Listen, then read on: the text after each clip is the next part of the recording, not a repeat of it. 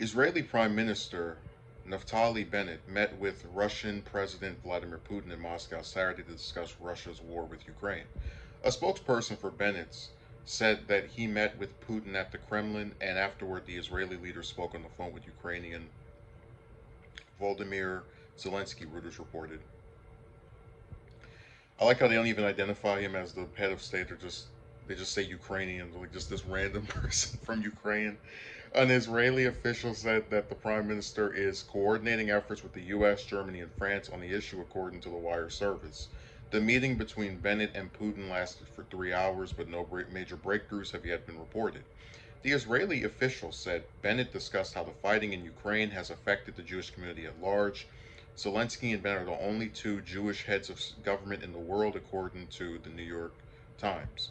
To meet with Putin, Bennett broke with the Sabbath to travel to Moscow, but his office said it was allowed under religious law because the aim of the meeting was to preserve human life. I don't know how anyone can represent the Israeli government, the government that is the poster child for infringing on human rights, which they've been doing with the Palestinians since before a lot of us were even born, and say, "Oh yes, we are aiming to preserve human rights, or excuse me, human life with our little non-important, inconsequential meeting." Before attending the meeting, Bennett spoke with French President Emmanuel Macron to learn what he and Putin previously discussed, the Elysee Palace said. Israel has voiced its support for Ukraine amid the invasion and sending medical supplies, but said it would not cut off ties with Russia as the country hopes to find a resolution to the conflict, Reuters noted. Along with the Ukraine conflict, Bennett and Putin discussed the 2015 Iran nuclear deal,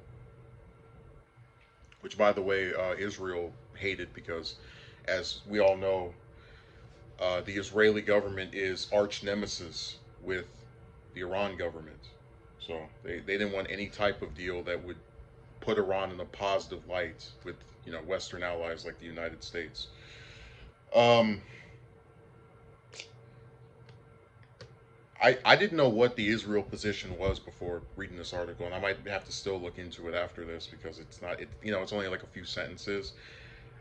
I didn't know. Like I surmised that they supported Ukraine because everyone is supporting Ukraine except for what China, but I didn't know about the part of them not cutting off ties with Russia as they try to find a resolution to the conflict.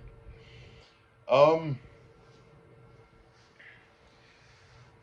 this is just the grandstand era. Just people, they do one or two things that I guess can be considered good. Like, oh look, the Israeli government is sending medical supplies to the Ukrainians, and they're trying to meet with Russia to supposedly discuss uh, preserving human life because they care so much about human life, except for that group of people in their own country that they treat like garbage. But shh, be very, very quiet.